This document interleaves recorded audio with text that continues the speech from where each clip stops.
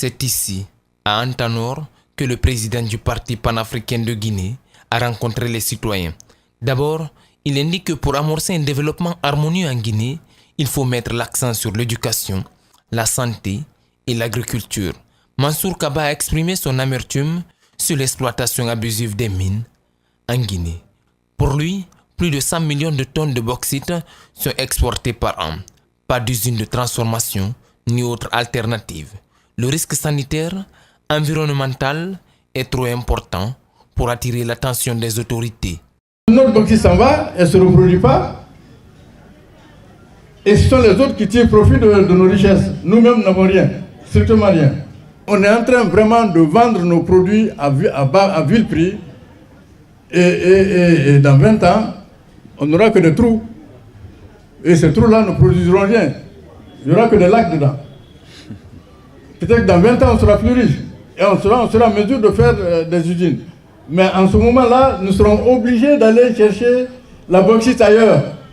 Alors qu'on avait les 2/3 des ressources du monde aujourd'hui ici. Mohamed Diakité a fait 20 ans en Europe. Il a choisi de rentrer, espérant servir son pays. Le jeune dit être déçu par le chômage, le clandestinement et le banditisme qui gangrènent sa nation natale. Pour lui, les derniers décrets du président de la République, avec la promotion de plusieurs jeunes et femmes dans les cabinets ministériels et certains postes de décision, cachent l'agenda d'un troisième mandat. Nous avons 15 ans, nous avons 20 ans, nous avons 30 ans, nous avons 35 ans. Mais nous pouvons. Ne laissons pas la politique nous imposer ce qu'ils veulent pour le pays. Le parti promet de soutenir cet orphelinat où s'est tenue cette rencontre. La vindicte populaire revient au galop en Guinée. La dernière victime, c'est ce jeune homme d'une trentaine d'années.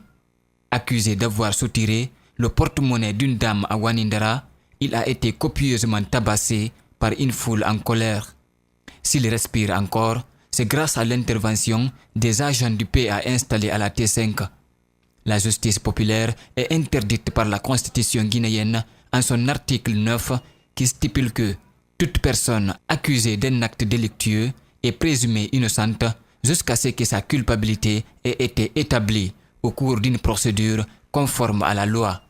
Ça veut donc dire que même si vous soupçonnez un citoyen d'avoir commis une infraction, vous n'avez aucun droit de lui porter la main ou de procéder à un quelconque acte.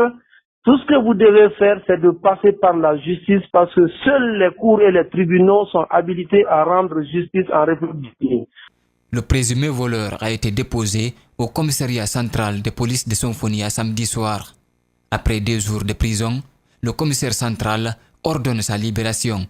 À défaut de le transférer à la maison centrale, le commissaire a préféré le mettre en liberté pour éviter qu'il ne meure dans ses locaux. Ces juristes n'approuvent pas cette décision. Ils pensent que la police devait mieux faire.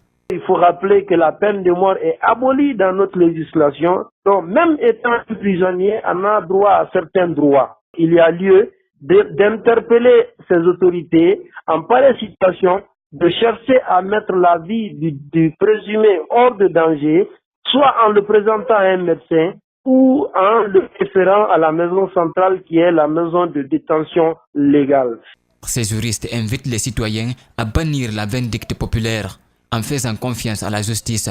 Pour mémoire, le 30 mai 2017, un présumé voleur de motos avait été brûlé vif par un groupe de personnes à Lambagny.